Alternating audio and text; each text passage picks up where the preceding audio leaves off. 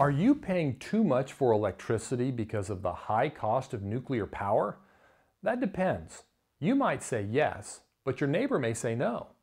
That's because we all have our own beliefs about what's most important when it comes to powering our lives. If you live in New York or Illinois, your state leaders have decided you need to pay significantly more to turn on the lights, use your phone, keep your personal space comfortable, and countless other activities. This is happening because nuclear power plants in those states can't compete with lower-cost natural gas.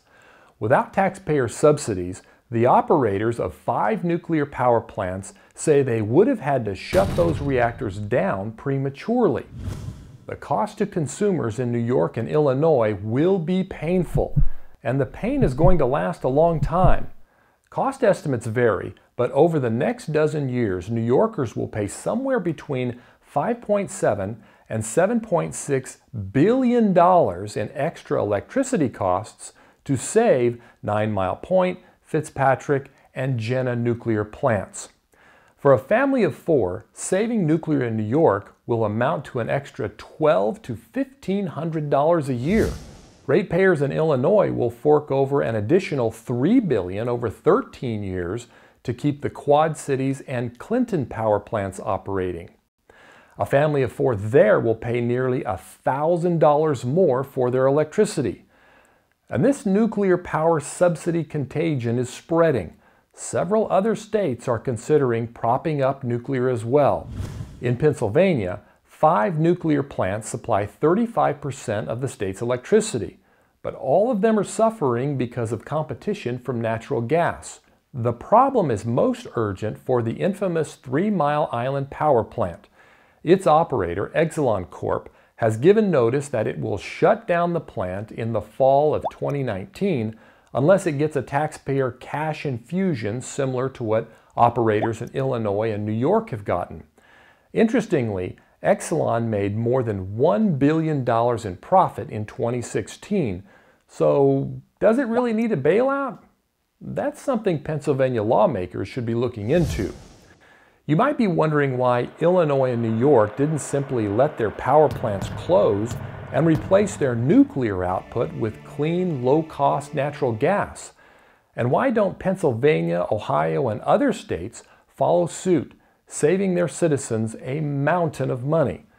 Free market advocates say that's exactly what should be happening, but there are those who believe other factors need to be considered. For one, once nuclear power plants are operational, they don't generate any greenhouse gases. Secondly, local economies are significantly impacted when nuclear plants are shut down because of the loss of high-paying jobs. Some of those positions are replaced by high-paying jobs at new natural gas plants, but more are lost than are gained, which is part of the reason why natural gas is a lower-cost alternative to nuclear. And thirdly, there is value in having a diversified power supply. In the event of natural disasters, or God forbid a war, having multiple sources for electricity production could prove to be helpful. There are thoughtful arguments that can be made in support of or against paying more for electricity in the interest of saving nuclear power.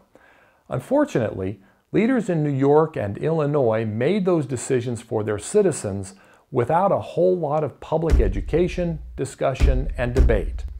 And now it appears Pennsylvania and other states are going to do the same thing. That's unfortunate. If a majority of people wants to pay more for their electricity because of other priorities, then so be it.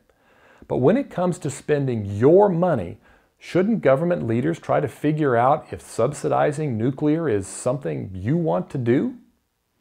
Power on, America. Thank you for watching this video. Please subscribe to our YouTube channel to be notified when new videos are released. And check out our website, clearenergyalliance.com, the place where flawed premises on energy are exposed.